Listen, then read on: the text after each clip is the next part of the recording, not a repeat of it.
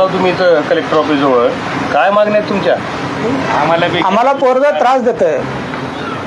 त्रास म्हणजे देवणी कोर्टामध्ये आमच्यावर केस केले पोराने. तुमच्यावर केस केले? हां.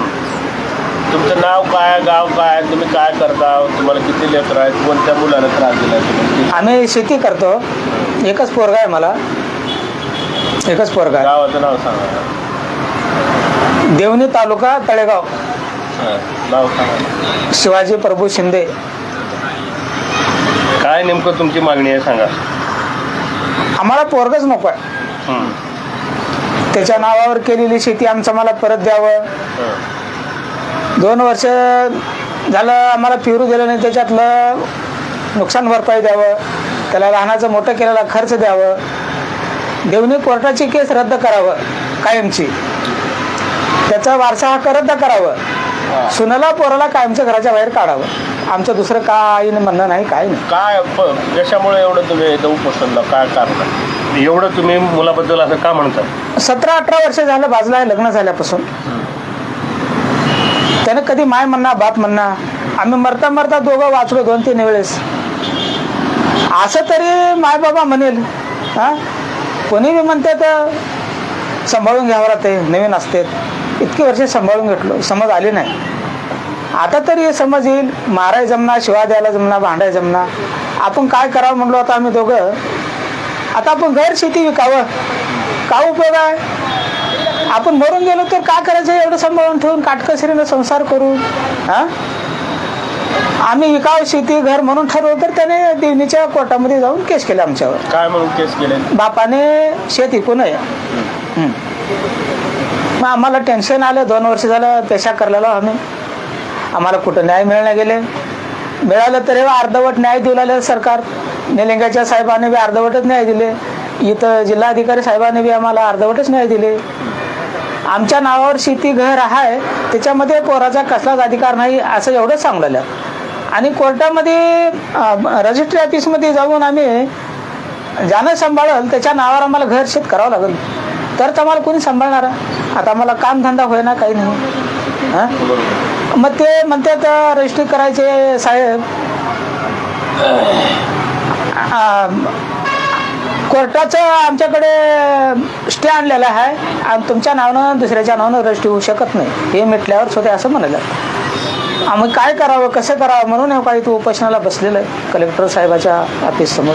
आम्हाला योग्य ते न्याय मिळवून द्यावं एवढीच विनंती आहे आम्हाला. आमच्या म्हणण्याप्रमाणे आम्हाला न्याय द्यावा बस. तुमच्या पोराला काय सांगणार? त्याचा संपर्क सांगायचा नाही, बोलायचा नाही, काय नाही.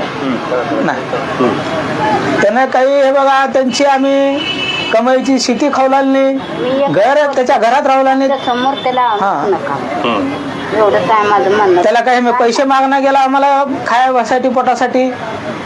त्यानं दशपुष्ट आहे, शाळा शिकवला, हो निरोगी आहे, सगळं चांगलं आहे.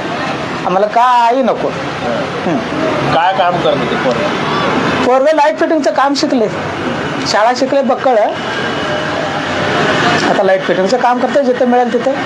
किती मुलं आहेत? एकच आहे मुलगा.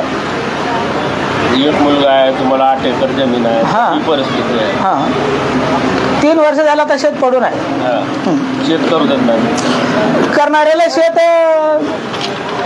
घेऊ कमी. शेत करणाऱ्याला करायचं नाही म्हणून म्हणते. करायचं नाही, शेत करायचं नाही. त्याची बायको तुम्हाला बोलते का? कुणाला आम्ही नाही, कोणीच बोलणार आम्हाला. हा, आम्ही त्यांना बोलणार, त्याने आम्हाला बोलणार. तुमच्या मुली वगैरे येतात? कोणी चैन गेला ते केस केल्यापासून आमच्या घरला मुली बी येणार. हा, भिऊ लागले. चला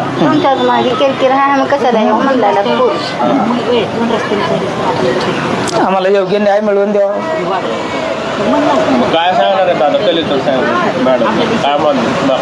आम्ही अर्ज दिलो, अर्जामधून सांगितलं आम्हाला योग्य न्याय द्या, नाहीतरी आम्हाला आम्ही गावाकडे जाय ना. न्याय दिलं तर जाणार, नाहीतर इथंच न्याय मिळजेपर्यंत राहणार आहोत. तुमची ती खरेदी खत आहे, जमीन आहे, तुम्ही घेतलेली आहे का? तुमची आमच्या वडिलांची जमीन, वडिलांची जमीन आहे. आम्ही 3 भाऊ होतो, 3 भावाने वाटून घेतलो आणि ते सगळ्याची माझ्याकडेच आहे जमीन. त्याने बारका भाऊ आहे म्हणून शेतात काम करायचं सगळी माझ्या नावानं खरेदी खत बनामा करून दिलं त्याने. तुम्हाला काय बोलायचं मग? हेच बोलायचं आम्हाला, दुसरं काय बोलायचं नाही मला. आणि जे आम्ही काही शाळा शिकलेले नाही, काही नाही, अडाणी माणसं हा, दुसरी शाळा शिकलेले हा. का कळायचं गेला शेतातून घरला जायचं, घरून शेताला काम करायचं, एवढंच आहे आम्हाला, दुसरं काही नाही. आम्हाला पोराचं खूप टेन्शन आलं.